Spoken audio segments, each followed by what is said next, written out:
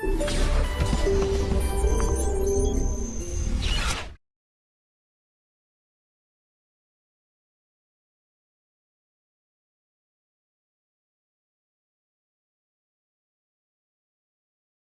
lihat pula pada hadis yang kedua, salat sunat witir.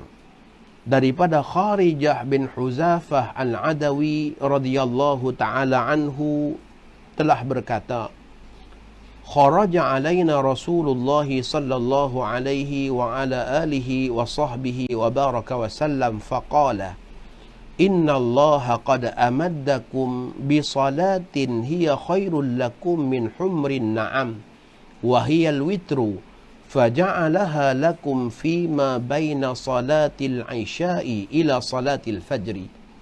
Maksudnya, sesungguhnya Allah menganugerahkan kepada kalian salat yang lebih baik daripada bersedekah dengan beberapa ekor unta yang sempurna dan baik. Yang digambarkan dalam hadis ini ialah humrun na'am. Humrun na'am ialah unta berbulu merah yang merupakan unta yang sangat mahal dalam kehidupan masyarakat Arab.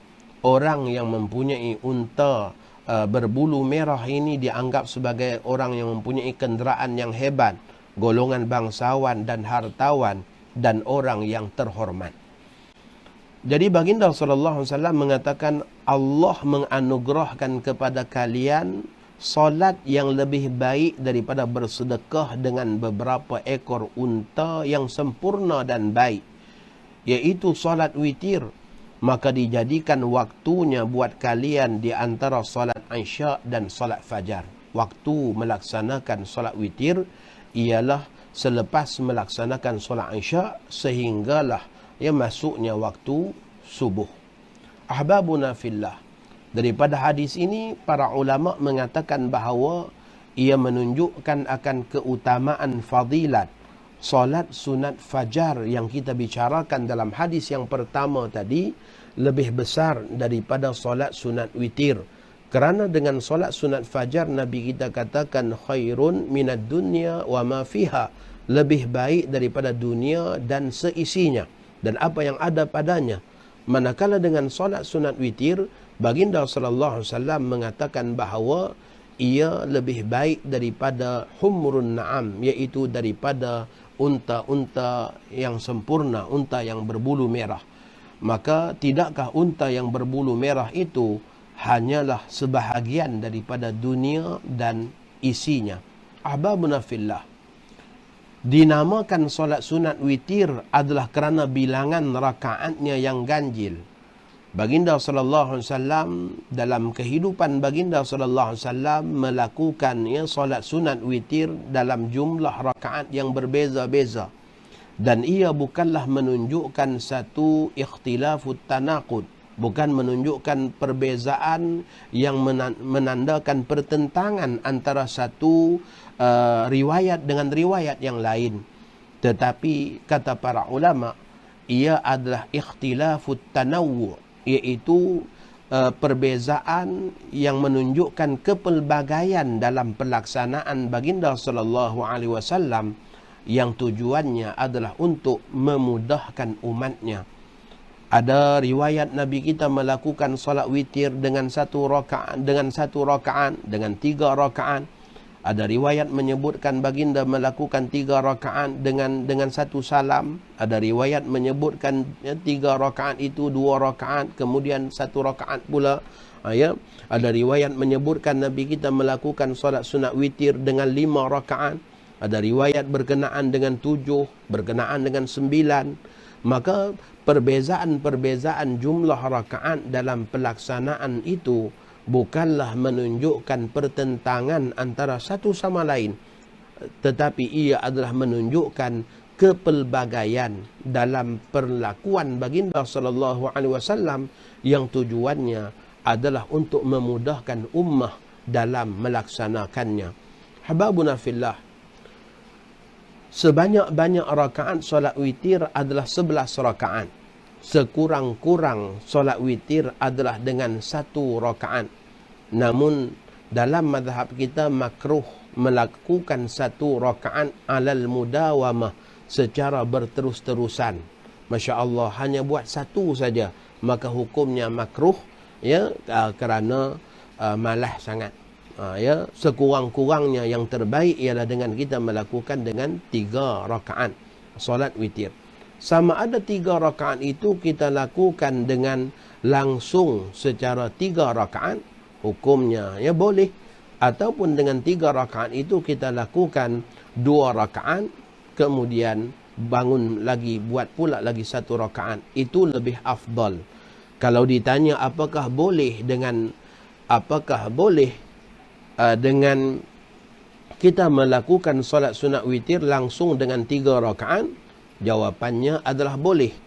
Tapi kalau ditanya mana yang afdal, melakukan witir 3 rakaat 1 salam, atau dengan melakukan solat sunat witir 2 rakaat kemudian selesaikan 2 rakaat dan bangun pula melakukan lagi 1 rakaat, mana yang afdal antara 3 rakaat langsung ataupun dengan 2 dan 1? Maka jawapannya yang afdal ialah dengan 2 dan 1, kerana solat witir termasuk sebahagian daripada solat malam, yang mana solat malam adalah digalakkan, ya, yang sunatnya, yang afdalnya ialah melakukan 2 kemudian diakhiri dengan 1 rakaat, sebagaimana dalam hadis disebutkan bahawa salatul lail mathna mathna, ya, sembahyang malam itu 2 kemudian barulah dengan diganjilkan, iaitu dengan solat yang akhir dengan 1 rakaat. Ahbabuna fillah, waktu melaksanakan solat witir itu bermula selepas selesai melaksanakan solat Isya, dan berpanjangan waktunya itu sehinggalah masuknya fardu subuh. Maka kita boleh melakukan solat sunat witir ini pada bila-bila masa tersebut. Cuma dari segi afdalnya, solat witir itu lebih afdal dilaksanakan pada penghujung malam, kerana dalam hadis Nabi SAW, baginda mengatakan, ij'alu akhir salatikum bil laili witra, jadikanlah witir solat yang terakhir dalam solat malam kalian. Namun sekiranya seseorang nak melakukan solat witir pada awal malam, iaitu selepas solat Isya, maka ia sudah boleh melakukannya, harus untuk melakukannya. Ahbabuna fillah, seseorang itu tidak boleh melakukan solat sunat witir selama mana belum melaksanakan solat Isya, kerana masuknya waktu bagi solat witir. Begitulah juga dengan solat sunat tarawih, ialah selepas selesai melaksanakan solat Isya. Selama mana solat Isya belum ditunaikan, maka selama itu solat witir tidak boleh dilakukan. Dan seseorang itu sekiranya telah pun melaksanakan solat Isya walaupun belum masuk waktu Isya, maka dia sudah boleh melaksanakan solat sunat witir. Contohnya seperti mereka yang melakukan solat secara jamak takdim. Ya, orang yang melakukan solat secara jamak takdim, maka selesai maghrib langsung melakukan Isya. Selepas melaksanakan solat Isya, sudah boleh melakukan solat witir sekalipun belum masuk waktu Isya. Kerana kaedahnya ialah solat witir itu ialah solat yang dilakukan selepas kita melaksanakan solat Isya. Sekiranya seseorang bimbang tidak dapat bangun mengerjakan solat tahajud, sebab umpama kita semua, berapa ramai daripada kita yang berniat untuk melakukan tahajud tetapi tidak pernah terkejut. Itulah hakikatnya. Walaupun Masya Allah pada beberapa hari ini kita dalam hal keadaan rehat-rehat dan santai saja di rumah, tetapi kadang-kadang tahajud tak terkejut juga, Masya Allah. Jadi kalaulah seseorang itu bimbang tidak dapat melaksanakan solat sunat witir ataupun tidak terjaga kerana nak tahajud pun tak terkejut, maka pada ketika itu boleh sahaja untuk melakukan solat sunat witir pada awal malam, iaitu selepas melaksanakan solat Isya.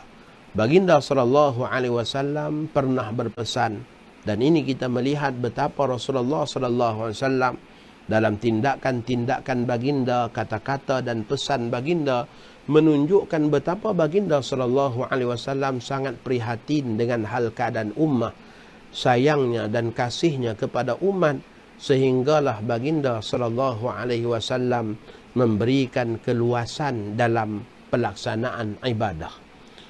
Maka dalam sebuah hadis baginda sallallahu alaihi wasallam bersabda, "Man khafa alla yaquma akhiral lail falyutir awwalahu wa man tami'a an yaquma akhirahu falyutir akhiral lail fa inna salata akhiril laili mashhudatun wa dzalika afdalu."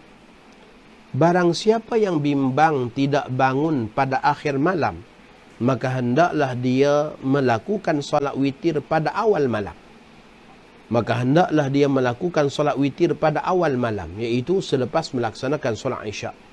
Dan barang siapa yang bertekad untuk bangun pada akhir malam, maka hendaklah dia melakukan solat witir pada akhir malam, kerana solat di akhir malam itu disaksikan yakni oleh para malaikat, dan hal itu adalah yang lebih utama.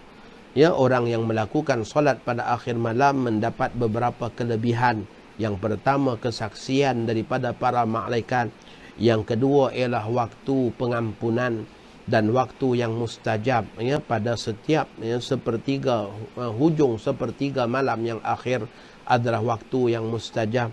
Sebagaimana Nabi kita katakan, wa dzalika fi kulli lailatin, yang demikian itu pada setiap malam, kata Rasulullah SAW, iaitu diseru, tidak adakah orang yang berhajat sehingga ditunaikan hajatnya, tidak adakah orang yang memohon keampunan sehingga diampunkan dosanya. Dan itu berlaku pada setiap malam, iaitu pada sepertiga malam yang akhir. Jadi maka dengan sebab itulah lebih afdal untuk melakukan solat witir itu pada penghujung malam, supaya kita bukan hanya sekadar mendapat keberkatan pada ibadah yang dilakukan, tetapi keberkatan pada waktu dan masa yang ada. Baginda sallallahu alaihi wasallam pernah berpesan kepada Sayyidina Abi Hurairah radhiyallahu taala anhu. Kata Abu Hurairah, ada beberapa perkara yang Nabi kita pesan kepada beliau, dan salah satu daripada pesanan baginda yang Abu Hurairah tidak pernah meninggalkannya ialah wa an utira qabla an anam. Aku diperintahkan supaya melakukan solat witir sebelum aku tidur. Jadi Abu Hurairah di antara sahabat Nabi SAW yang melakukan solat witir sebelum tidur. Manakala Sayyidina Umar Al-Khattab radhiyallahu ta'ala anhu, begitulah juga dengan Sayyidina Abdullah bin Mas'ud, begitulah juga dengan Sayyidina Zaid bin Thabit. Ini di antara sahabat-sahabat yang dikenali, mereka yang banyak melakukan solat witir pada penghujung malam. Jadi atas diri kita, sama ada nak melakukan pada awal waktu ataupun pada awal malam ataupun pada penghujung malam. Penghujung malam dengan kelebihannya bagi mereka yang mampu. Tetapi sekiranya kita tidak mampu, kita jadilah sebagaimana Abu Hurairah dan sahabatnya Abu Bakar As-Siddiq radhiyallahu taala anhu. Dalam sebuah hadis baginda sallallahu alaihi wasallam bertanya kepada Sayyidina Abu Bakar As-Siddiq radhiyallahu taala anhu, bilakah waktu beliau melaksanakan solat witir? Maka kata Abu Bakar, beliau melakukan solat witir sebelum tidur. Lalu baginda sallallahu alaihi wasallam mengatakan, inilah orang yang berhati-hati. Baginda sallallahu alaihi wasallam bertanya pula kepada Sayyidina Umar Al-Khattab radhiyallahu taala anhu, bilakah Sayyidina Umar melakukan solat sunat witir? Maka jawab Sayyidina Umar Al-Khattab radhiyallahu taala anhu, beliau melakukan salat witir selepas bangun daripada tidur. Maka Nabi kita mengatakan Umar adalah orang yang kuat. Lihat bagaimana Rasulullah sallallahu alaihi wasallam meraihkan perbezaan di kalangan para sahabat. Inilah di antara perkara yang patut kita pelajari daripada Rasulullah sallallahu alaihi wasallam. Nabi kita SAW tidak memaksa Umar supaya jadi seperti Abu Bakar. Dan Nabi kita juga tidak memaksa Abu Bakar supaya jadi seperti Umar. Bahkan Nabi kita meraihkan perbezaan dan kepelbagaian kedua-dua sahabat tersebut. Ahbabuna fillah.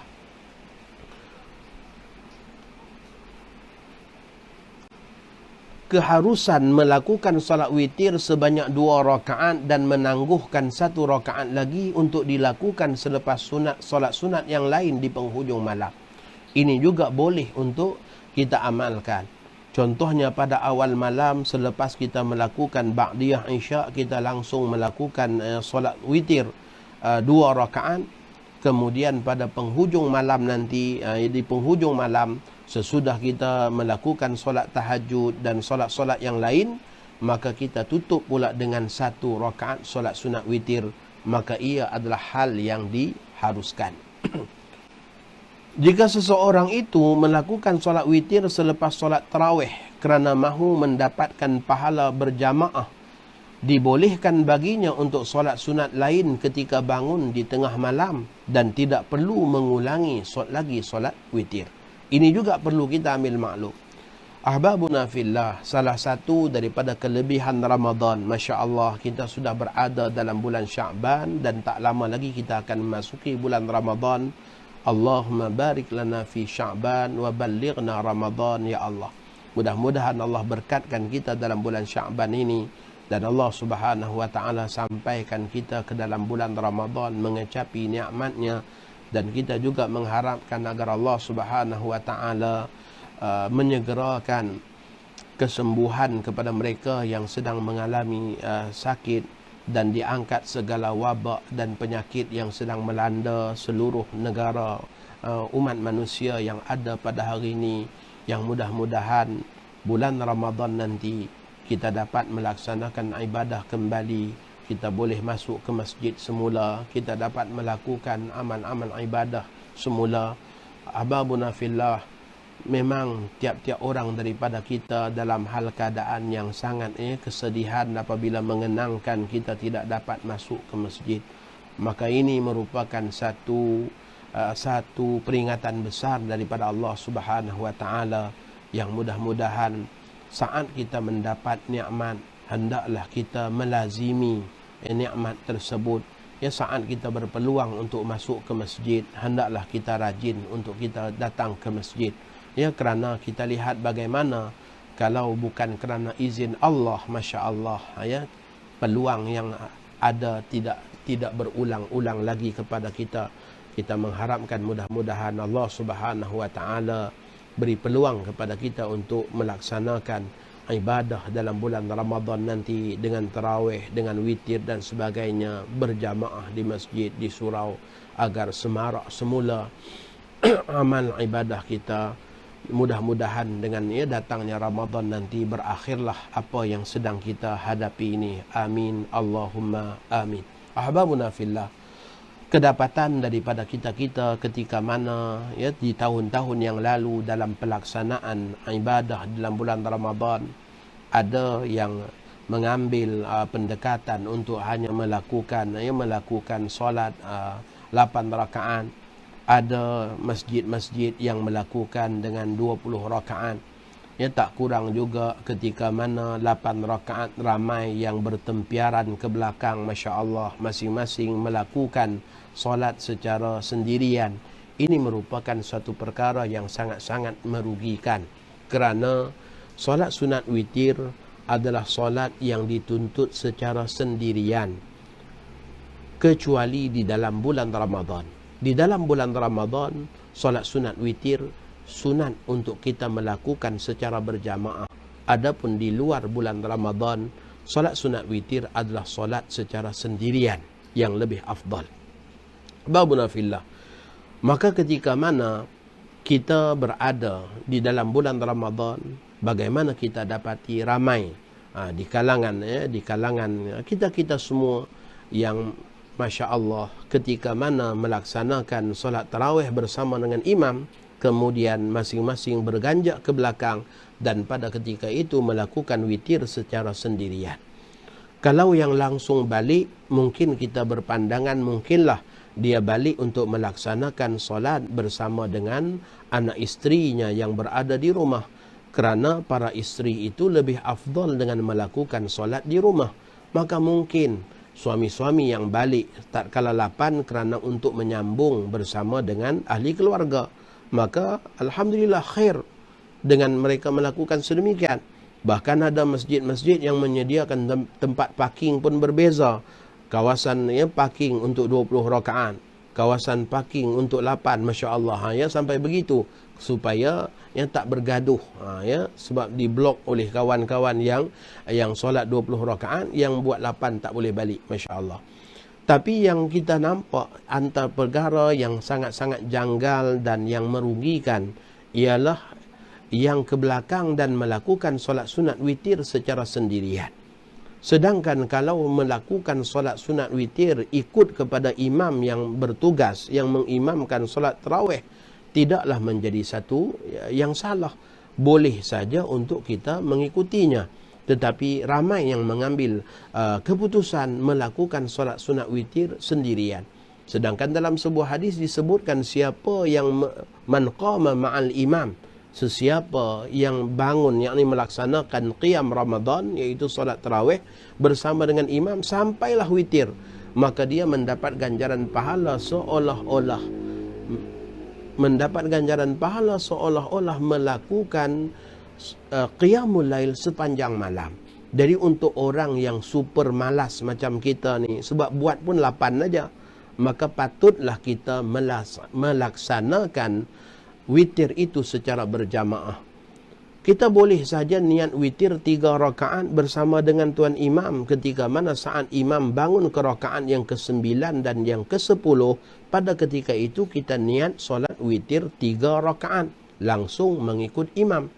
Ketika mana imam memberi salam pada rakaat yang ke-10, maka pada ketika itu kita bangun untuk menyempurnakan lagi 1 rakaat selepas salam imam. Maka pada ketika itu kita mendapat ganjaran pahala solat sunat witir berjamaah, yang mudah-mudahan dengannya kita tergolong di kalangan mereka yang mendapat kelebihan, iaitu seolah-olah qiyamul lail sepanjang malam. Jadi suatu kerugian ketika mana ramai yang bertempiaran ke belakang dan menempati tiang-tiang, dinding dan sebagainya untuk melakukan solat secara sendirian.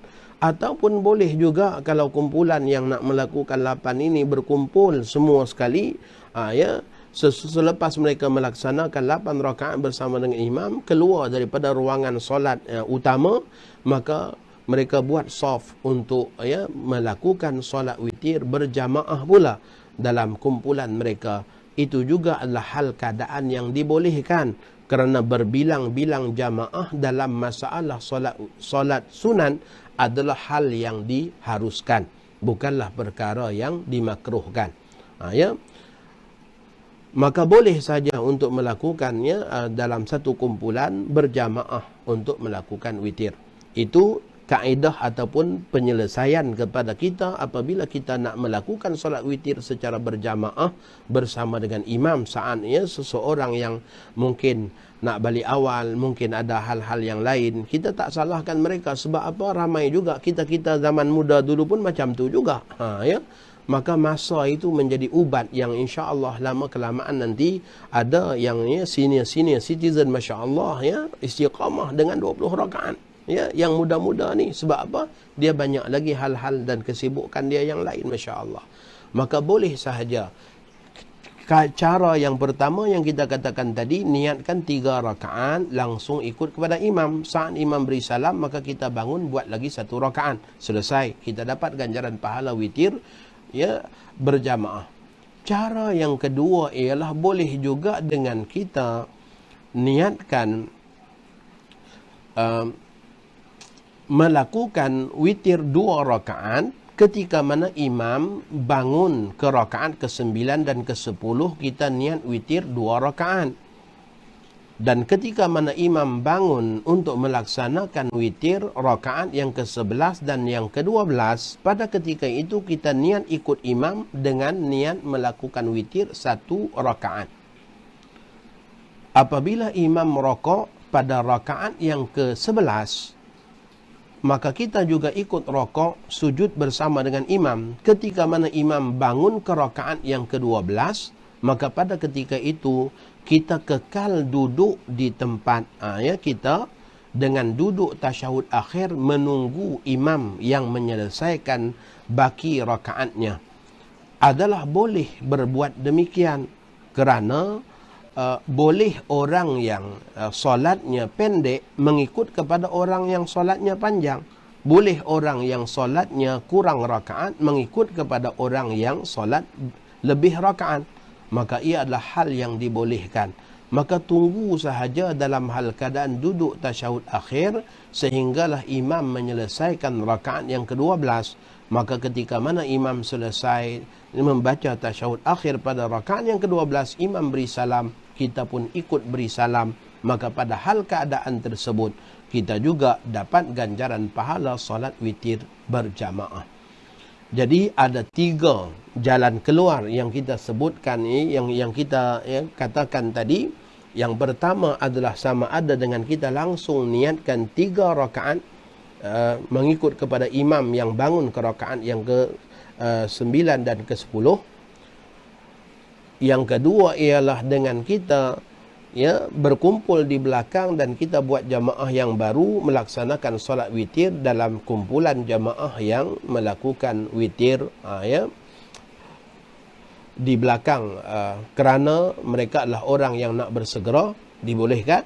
Dan yang ketiganya ialah dengan kita buat witir dengan 2 dan 1, iaitu mengikut kepada imam yang bangun rakaat yang ke-10 dan ke-9 dan ke-10 untuk 2 rakaat yang pertama, dan mengikut kepada imam yang bangun ke rakaat yang ke-11 dengan witir 1 rakaat. Apabila selesai 1 rakaat, kita tunggu dalam hal keadaan tasyahud akhir sehinggalah imam bangun menyelesaikan 1 rakaat. Hal ini merupakan perkara yang pernah berlaku kepada Rasulullah sallallahu alaihi wasallam. Nabi kita sallallahu alaihi wasallam pernah menggantikan Sayyidina Abu Bakar As-Siddiq radhiyallahu taala anhu dalam hal keadaan Abu Bakar As-Siddiq telah pun mengimamkan para jamaah dengan 1 rakaat. Maka ketika mana para sahabat telah pun berada pada tasyahud akhir, maka baginda sallallahu alaihi wasallam bangun melaksanakan 1 rakaat yang berbaki untuk diri baginda. Pada ketika itu Nabi kita isyaratkan tangan baginda kepada para sahabat supaya menunggu. Maka di sini menunjukkan kepada kita bahawa boleh makmum yang telah pun cukup rakaat menunggu kepada imam yang belum cukup rakaat. Maka dengan sebab itu kita katakan boleh orang yang solat witir 1 rakaat menjadi makmum kepada orang yang imam yang solat tarawih 2 rakaat. Kerana boleh orang yang sudah cukup rakaat duduk dalam keadaan tasyahud akhir menunggu imamnya yang belum cukup rakaat. Ahbabuna fillah, mudah-mudahan ada penambahbaikan dalam pelaksanaan ibadah solat witir kita di masa-masa yang akan datang, wabil khusus di dalam bulan Ramadan, kerana ia suatu kerugian saat kita tidak merebut kelebihan keutamaan melakukan solat sunat witir dalam bulan Ramadan secara berjamaah. Baginda sallallahu alaihi wasallam bersabda, la witrani fi lailah, tidak ada 2 witir dalam 1 malam. Maksud daripada hadis ini kata para ulama ialah jangan lagi diulang witir. Kalau telah pun kita buat pada awal malam, maka tidak perlu lagi kita ulang witir pada penghujung malam. Cukuplah dengan witir yang telah kita laksanakan pada awal malam. Kemudian kalau kita terjaga pada malam tersebut untuk melakukan tahajud dan yang lainnya, maka boleh sahaja untuk kita melakukannya. Maka tak diulang lagi dengan witir yang 1 tersebut. Mudah-mudahan kita dapat mengambil faedah daripada apa yang telah dibicarakan, dan kita mengharapkan keberkatan malam ini dengan hujan yang turun masya-Allah dalam hal keadaan yang baik ini.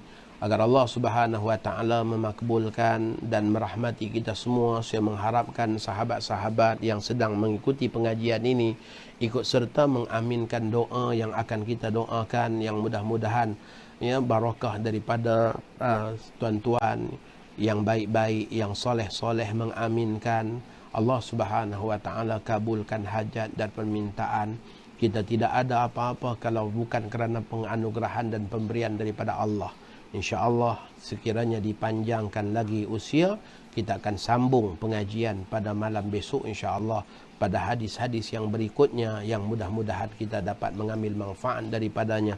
Sesiapa daripada sahabat-sahabat semua yang belum ada kitab ini, Al-Arba'un Al-Khairiyah, boleh personal message kepada saya untuk kita kita uruskan bagaimana untuk tuan-tuan boleh mendapatkan kitab Al-Arba'un Al-Khairiyah. Ahbabuna fillah, mudah-mudahan Allah Subhanahu wa taala merahmati kita dan dengan keberkatan dua hadis dan beberapa perkara yang telah kita bicarakan pada malam ini. Al-Fatihah. A'udzubillahi minasyaitonir rajim. Bismillahirrahmanirrahim. Alhamdulillahirabbil alamin. Arrahmanirrahim. Maliki yaumiddin. Iyyaka na'budu wa iyyaka nasta'in. Ihdinas siratal mustaqim. Siratal ladzina an'amta 'alaihim ghairil maghdubi 'alaihim waladdallin. Amin. Bismillahirrahmanirrahim. Alhamdulillahirabbil alamin. Wassalatu wassalamu ala asyrafil anbiya'i wal mursalin sayyidina Muhammadin wa ala alihi wa sahbihi ajma'in. Ya Allah ya Arhamar Rahimin, kami tadahkan tangan kehambaan kepadamu ya Allah dengan penuh pengharapan kepadamu ya Allah. Ya Allah, ampunlah segala dosa-dosa kami ya Allah. Ampunlah segala keterlanjuran kami ya Allah. Ya Allah, kami menadah dengan tangan dalam keadaan kami sangat-sangat mengharapkan perhatian-Mu, mengharapkan rahmat-Mu, mengharapkan kasih-Mu. Ya Allah, dengan keberkatan Nabi Muhammad sallallahu alaihi wasallam dan keberkatan doa para salihin ya Allah, Engkau terimalah permintaan-permintaan kami ini ya Allah. Ya Allah, angkatlah segala bala, wabak dan derita yang sedang dideritai oleh umat manusia di zaman ini ya Allah. Ya Allah ya Arhamar Rahimin, hentikanlah penularan wabak yang sedang berlaku ini ya Allah.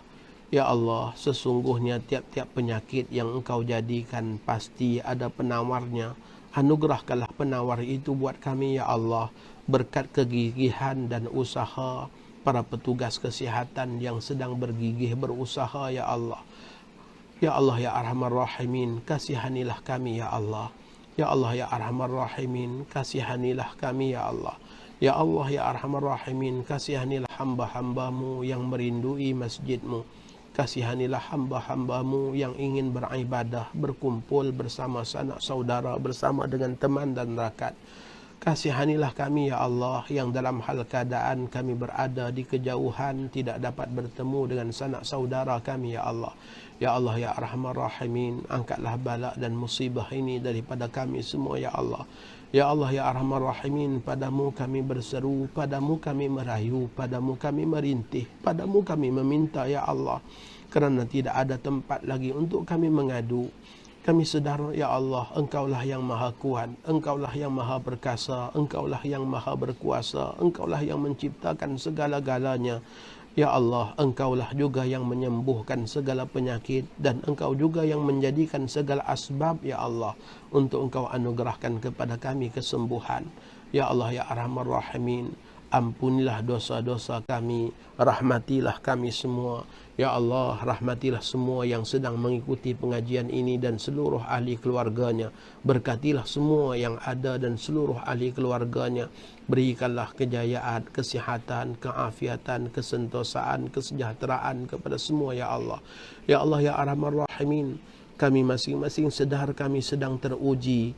Ada yang teruji dengan jumlah pendapatannya yang berkurangan. Ada yang teruji dalam hal keadaan tidak dapat bertemu dengan teman dan rakan. Ada yang teruji dalam hal keadaan terbatas pergerakan. Semua itu ya Allah merupakan ujian-ujian yang kami sedar datangnya daripada-Mu ya Allah. Ya Allah, kami insafi kesalahan-kesalahan kami. Kami akui dosa-dosa yang telah kami lakukan. Terimalah taubat kami ya Allah.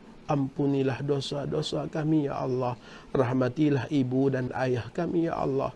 Rahmatilah guru-guru kami ya Allah. Kami sedar guru-guru kami ya Allah pada saat ini mereka juga dalam hal keadaan keresahan dan kesusahan. Bantulah urusan guru-guru kami ya Allah. Luaskanlah rezeki mereka, mudahkanlah urusan mereka. Ya Allah ya Arhamar Rahimin, padamu kami berseru, padamu kami merayu, kami merintih dan meminta ya Allah.